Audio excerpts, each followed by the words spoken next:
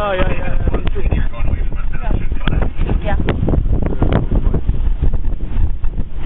Humpback whales come to Maui to mate and have their babies. The females carry their babies for about a year. And,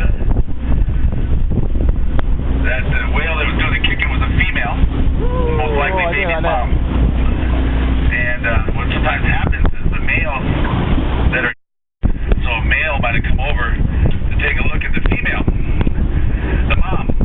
And any of you fellas that have had a wife that's had a baby, you know how interested she is in you after having a baby. Not very, right? Anybody want to know why? Anybody guess why humpback whales aren't eating while they're here? It's too expensive.